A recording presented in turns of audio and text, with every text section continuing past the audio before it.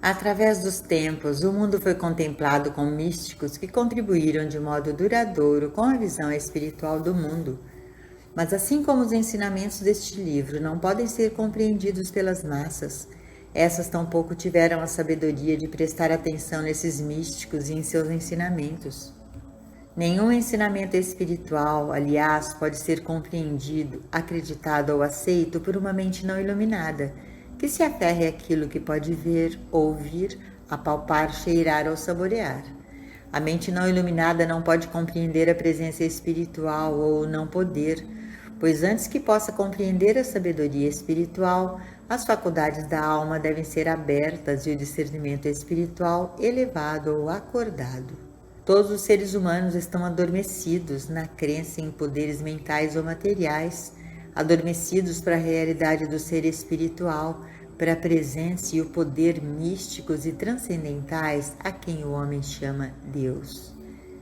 As escrituras de todas as religiões revelaram essa presença transcendental que, se abraçada, envolve o nosso ser e atinge o centro do nosso coração, separando-nos do mundo.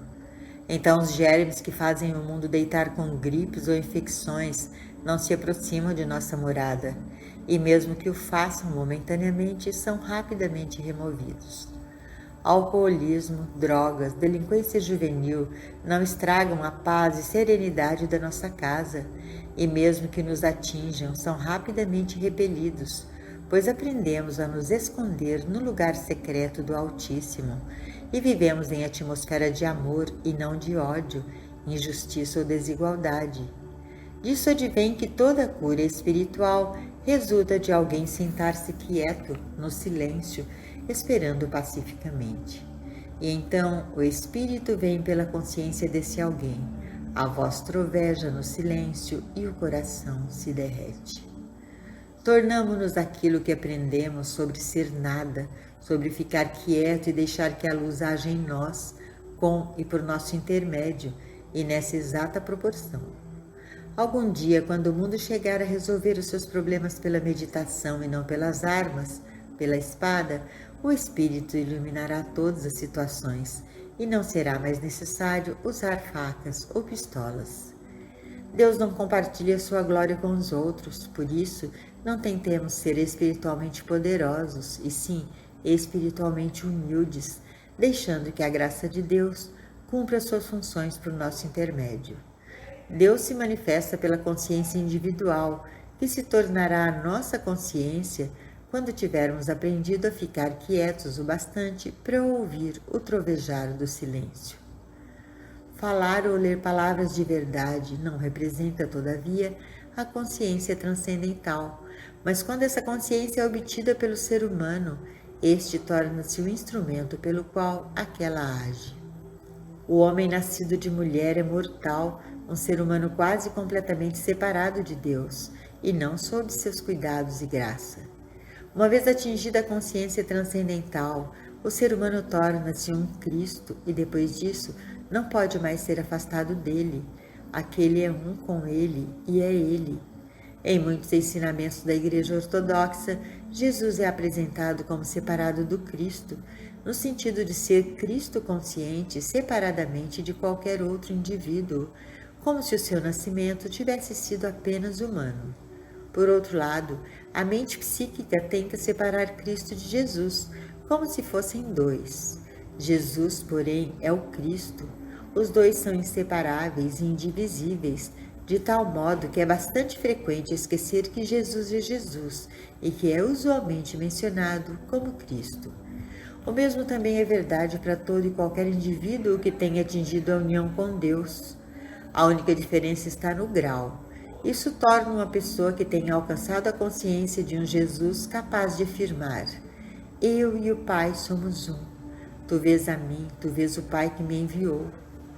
Outros que ainda não atingiram o mesmo grau de percepção falam sempre como eu. Eu sou o caminho, eu sou a verdade, eu sou a vida, eu sou a ressurreição, eu sou o pão, eu sou o vinho, eu sou a água. Esse é o estado transcendental de consciência que foi além do humano. Nos primeiros estágios da iluminação resta ainda um certo sentido de dualidade. Aí estão João, Guilherme ou Maria, conscientes da presença e do poder. Algo que os envolve, que os ajuda, guia, instrui e governa. Está dentro deles, funciona dentro deles e por seu intermédio, mas é um estado de consciência superior, e isso quando não são mais pessoas. Trata-se apenas do eu anunciando a si próprio. Essa é a consciência em si mesma, e ela só se manifesta nos momentos supremos de nossa experiência, quando a presença é o único ser que eu sou.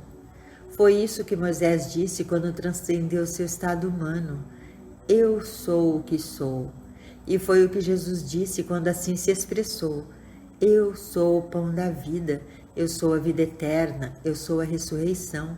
Mas mesmo que nós não consigamos atingir tais picos, fiquemos gratos por chegar ao estágio no qual podemos reconhecer dentro de nós algo maior do que nós mesmos, algo maior que nossa mentalidade, experiência ou educação, algo que pode usar nossa mente e nosso corpo e conhece muito além de qualquer coisa que possamos ter aprendido na escola ou na vida.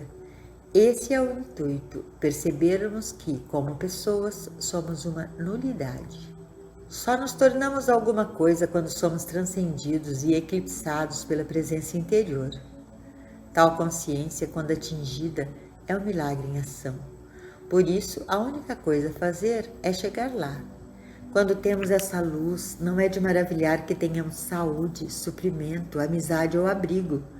Podemos, pois, gastar toda a nossa vida para obter a luz, a consciência transcendental. Se a graça de Deus tiver nos impelido até o ponto onde não mais podemos parar de estudar e de meditar, estaremos então fazendo tudo o que deve ser feito. Não podemos apressar o dia. Podemos adiá-lo, ignorando esse afã interior de estudar e meditar sempre mais, mas não podemos apressá-lo. Virá no momento certo e do seu melhor modo. O ser humano não pode fazer isso por si mesmo, pois para o homem a palavra de Deus é uma loucura. Não há tempo nem paciência para ela e por vezes ela até ofende. Mas se o homem for tocado apenas o bastante para ser compelido a ler e ouvir a palavra ou a meditar, será a seu tempo levado às comprovações extremas. Quando estamos nesse espírito, quando ele está em nós, conscientemente presente, não há dois poderes em ação. Não há um poder fazendo algo para o outro poder. Não há o poder de Deus destruindo o mal, tornando bons os maus ou sobrepondo a abundância à penúria. Quando essa consciência está em nós, não há outro poder, e sempre que pareça haver outros poderes, estes são dissolvidos, não como se houvesse algo a sobrepujá-los, mas como nulidades que se desvanecem. A palavra é ser salvo pelo meu espírito, mas esse espírito só opera pela consciência da pessoa que a ele se abre. Por isso, é nossa inteira responsabilidade nos tornarmos rochas espirituais sobre as quais possa repousar a harmonia de nossa comunidade, vizinhança e quiçá de nossa nação. Não precisamos de metafísica profunda, precisamos compreender a pequena e simples verdade de que a pequena voz silenciosa o poder que destrói as ilusões do mundo. Essa compreensão não significa termos algum poder sobre o erro. Consiste apenas na verdade de que não é necessário poder algum para destruir o erro, pois este carrega dentro de si a semente da autodestruição. Notemos que somos como que observadores da árvore que não dá frutos e que esperamos que seque. Não somos nós que a secamos, sua própria esterilidade é que a seca. Assim, o erro é dissolvido quando sentamos na quieta solidão, como testemunhas do poder divino, esperando que a harmonia desça sobre todos os que estão à nossa volta. Somos fortalecidos passo a passo, até que venha um dia em que percebemos poder descansar à vontade em Deus e deixar que o Espírito flua por meio de nós, que o manto nos cobriu, que podemos ser a oração, a bênção e a saúde para nossa comunidade e para o mundo.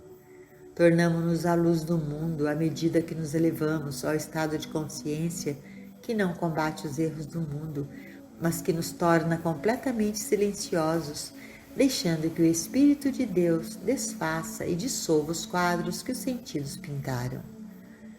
Não mais nos aborrecemos com o erro, mas repousamos relaxados, dando testemunho de que Deus atua na terra como no céu. Acima de tudo, não esqueçamos que somos os 12, os 70, os 200, somos a luz em nossa comunidade. Somos aquele, posto que não haja outro, que não sucumbe à ilusão do medo, da dúvida, do ódio, da inveja, do ciúme ou da malícia. Seremos como uma rocha em nossa comunidade, a pedra do silêncio de onde brota a paz interior, e deixaremos que essa luz desça sobre nossa comunidade. A pequena voz silenciosa. O mundo chegou a um ponto além da força e além da mente, mas haverá mesmo tal ponto? Existirá tal condição em que o poderio e o pensamento humano não sejam o poder e em que sejam garantidos a segurança e a paz? Em momentos de vazio e de frustração, quando estamos sem confiança, nos vem a pergunta como a voz de Deus que se exprime, não como o vento uivante nem como o aterrador ronco de um vulcão, mas como uma voz tão silenciosa que só pode ser ouvida no silêncio, e ali troveja. Quando ouvimos essa voz, não precisamos nos preocupar com nos proteger de bombas ou com depressão ou recessão. Só uma coisa nos preocupa: a capacidade de ficarmos quietos e de deixarmos que Deus se exprima e se manifeste como a pequena voz silenciosa dentro de nós. As condições atuais do mundo fazem nossos problemas pessoais parecerem ínfimos, e quer pensemos em termos individuais, quer nacionais, quer mundiais, basicamente só existe um problema: o poder material e mental em oposição ao meu espírito. Há, pois, um só inimigo: a crença universal de que a força mental e material possa controlar esse mundo. Os inimigos com que nos defrontamos hoje não são epidemias ameaçadoras, condições climáticas devastadoras, desastre econômico iminente ou guerra de destruição. Todos são aspectos e partes da crença no poder material e mental. Haverá, pois, o poder material e mental, ou será a pequena voz silenciosa o único poder? A resposta é que não há poder algum no mundo visível, e qualquer coisa que exista em nossa mente como algo objetivo não é poder. Não temamos, pois as imagens que estão em nossa mente, sejam de pessoas, de doença ou mesmo de bombas. A pequena voz silenciosa dentro de nós é muito mais poderosa do que tudo isso. E se conseguirmos ficar em silêncio bastante para que a voz possa se fazer ouvir, mesmo que só como uma respiração profunda ou um sentido de calor e de paz, o coração será preenchido pela voz de Deus e a crença em dois poderes será silenciada. Quando nos esforçamos e lutamos contra um inimigo externo, material ou interno, mental, não temos nenhuma vitória. As vitórias verdadeiras são obtidas quando não usamos a força e não lutamos contra o que se nos opõe, mas descansamos no conhecimento de que toda oposição se autodestrói. A batalha não é sua, cale-se e veja a salvação do Senhor. Este calar-se e abster-se não somente de atitudes físicas e mentais, mas também espirituais, é um completo abandono num oceano de paz.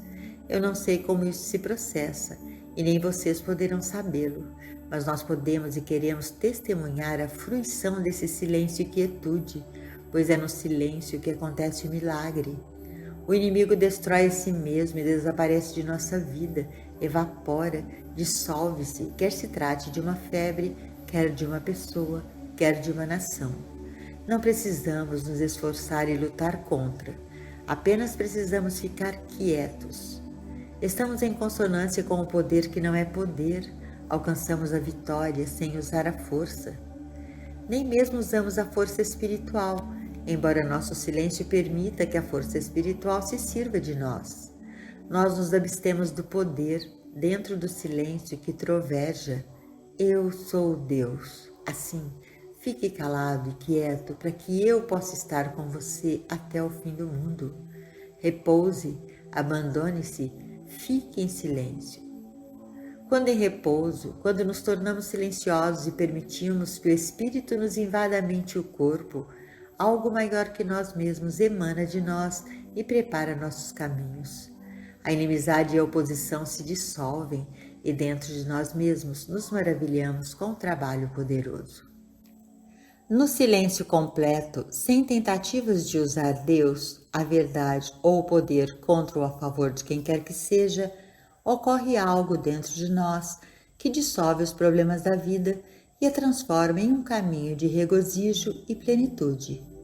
A única arma efetiva e potente contra os poderes que poderiam destruir o mundo, quer física, quer mentalmente, é o silêncio que vem da certeza de que algo criou este universo e é responsável pela sua manutenção eterna. É o saber abandonar-se no silêncio e deixar que o algo exerça suas funções. Nesse silêncio encontramos a totalidade. Nessa quietude e confiança encontramos nosso apoio e nossa paz. É o nosso sábado, o universo completo e perfeito do primeiro capítulo do Gênesis, no qual descansamos de toda a labuta. Vivemos de acordo com o sermão da montanha. Tornamo-nos então como o homem sábio que construiu sua casa sobre a pedra.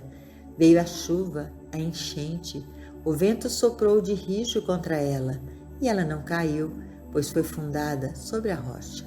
Quando nos deparamos com problemas de qualquer natureza, conflitos, inimizades, ódio, perseguição ou injustiça, não mais tentamos removê-los, tanto física como mentalmente, mas repousamos na sua palavra.